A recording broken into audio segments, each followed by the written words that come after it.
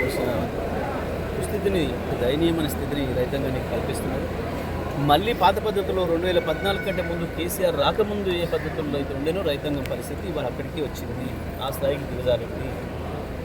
మళ్ళీ దళారుల మీద బతుకైపోయింది ఈ ప్రభుత్వం, ఈ చదివిన ప్రభుత్వం, ఈ ప్రభుత్వం, ఈ మోసకార ప్రభుత్వం చేసిన దుర్మార్గమైన చర్యల వల్ల రైతాంగం మళ్ళీ హింసల పాలవుతుంది. తెలంగాణ ప్రజలు ఇబ్బందులు పాలవుతున్నారు. విద్యుత్ కోతలు పెడుతున్నారు, మంచినీళ్ళు ఇవ్వలేకపోతున్నారు. బ్రహ్మాండంగా 5 ఏళ్ళు నడిపిన భగీరథను ఇవ్వలేకపోతున్నారు. సూర్యాపేట పట్టణంలో కూడా మంచినీళ్ళు ఇవ్వలేని దృష్టికి తీసుకొచ్చారు మళ్ళీ పాత పద్ధతుల్లో దుర్మార్గంగా.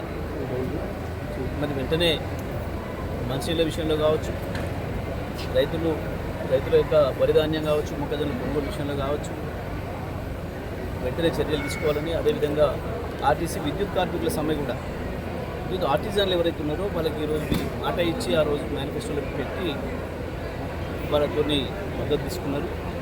వాళ్ళ విద్యుత్ ఆర్టిజన్ల సమస్యలు కావచ్చు, ఆర్టీసీ సమస్యలు కావచ్చు వెంటనే కూడా పరిష్కారం చేసి ఆ సమ్మెలు నిలుపుదల చేసిన బాధ్యత ప్రభుత్వం పైన ఉందని చెప్పి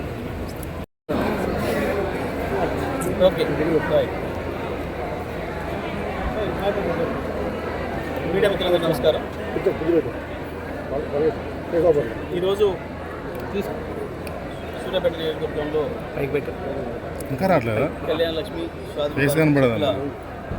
పంపిణీ కార్యక్రమానికి హాజరవడం జరిగింది. అయితే ఇక్కడ చూస్తే పాపం మహిళలలో అందరిలో కూడా తీవ్రమైన నిరాశ కనబడుతూ ఉంది. వీళ్ళందరూ కేసీఆర్ ఇచ్చిన ₹1,00,000 చెక్కి వచ్చింది కదా, మరి తులం బంగారం అవుతున్నారు అందరూ కూడా. ఈ రాష్ట్ర ప్రభుత్వం అన్ని రంగాల్లో విఫలమైంది. ఇచ్చిన ఏ ఒక్క హామీని నెరవేర్చడం లేదు. ఆ విషయాన్ని మహిళలు స్పష్టంగా చర్చించుకుంటున్నారు. ఇప్పటికైనా వెంటనే కళ్యాణ లక్ష్మి షాదీ ముఖ్యుల ద్వారా ఇచ్చే ₹1,00,000తో పాటు కాంగ్రెస్ పార్టీ ఆనాడు ఎన్నికల ముందు ఏదైతే హామీ ఇచ్చి అధికారం ఇచ్చిందో, ప్రభుత్వం ఏర్పాటు చేసిందో తులం బంగారం అనేది కూడా వెంటనే ఇవ్వాలని చెప్పి మహిళల దగ్గర డిమాండ్ చేస్తారు. అదేవిధంగా ఇవాళ ఆర్టీసీ కార్మికులకు సంబంధించి దుర్మార్గమైన పద్ధతుల్లో వ్యవహరిస్తుంది రాష్ట్ర ప్రభుత్వం. ఆనాడు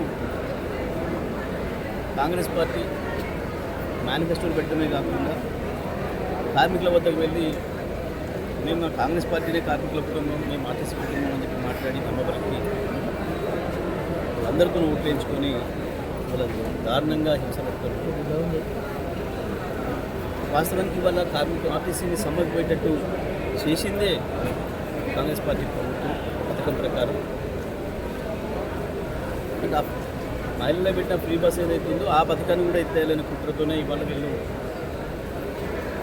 ఆర్టీసీని దివాలా తీయించాలి, ఆర్టీసీని లేకుండా చేసి ప్రైవేట్ వాళ్ళకి అప్పచెప్పాలనే కుట్రలో భాగంగానే పథకం ప్రకారం ఆర్టీసీ కార్మికులని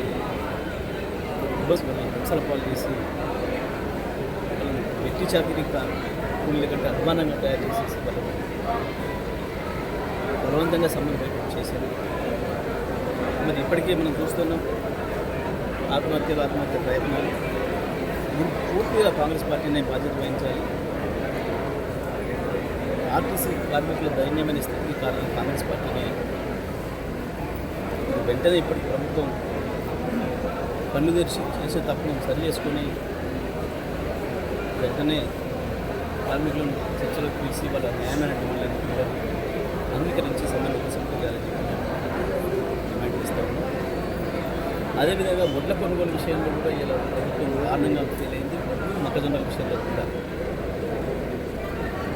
ఒకరొకరు నెలల తరబడి కళ్ళాలలో ఉంటున్నారు. వర్షం వైపు మబ్బులు చూసి భయపడుతున్నారు.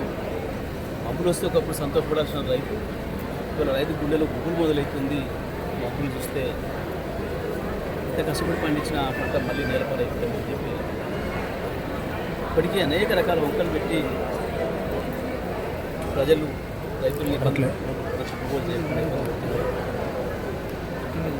మరి ఇటువంటి పరిస్థితులలో వెంటనే కొనుగోలు సజావుగా చేయాలి. ఈ వంకలు ఆ వంకలు పెట్టి రైతులు ఇబ్బంది పెట్టకుండా ప్రారంభించడమే ఆలస్యాన్ని ప్రారంభించారు. ప్రత్యేకించి మొక్క రైతులు కావచ్చు, వరి ధాన్యం కావచ్చు, పైకేమో సెంటర్లు ప్రారంభం చేస్తుండ్రు, కొనవద్దు ఆలస్యం చేయండి అని చెప్పి ప్రభుత్వమే అధికారులు ఇన్స్ట్రక్షన్స్ ఇస్తున్నారు, ఇచ్చి ఆపేస్తున్నారు. ఇది మాకు చాలా చోట్ల నుంచి సమాచారం వస్తుంది. పేరుకు ప్యాడీ ప్రొక్యూర్మెంట్ సెంటర్లు ప్రారంభించిన, మొక్కజొన్న కేంద్రాలు ప్రారంభించి, కొనుగోలు కేంద్రాలు ప్రారంభించిన ఉండడం లేదు. ఎక్కడ కూడా వాళ్ళు నిరాశకు గురి చేసి చివరికి ఎక్కడికో ఒక చోటికి పోయి అడ్డి భవిష్యత్తు అమ్ముకునే పరిస్థితి సృష్టిస్తున్నారు.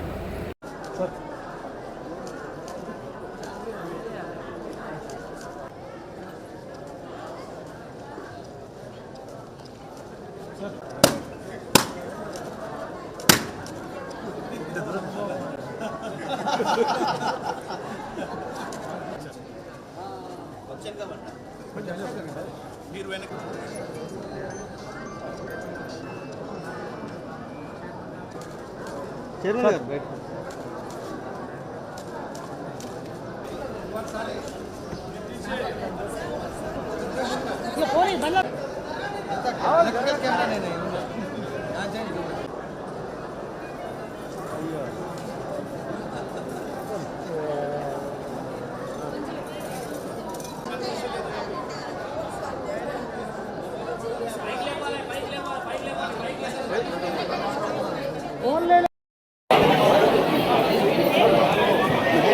అందరూ కూర్చోవాలని, అందరికి ఇస్తాము, అందరి వారికి ఇస్తాము, అందరికి ఇస్తామంటే దయచేసి అందరూ చెప్పుకుంటూ పోవాలని. మొగలి శోభ సార్ సుమలత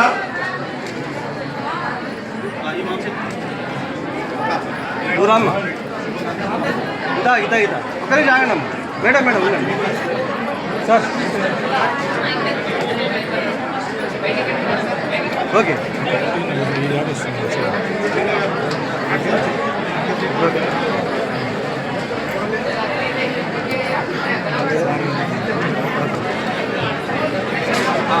అక్కడే ఉండండి. ఓకే.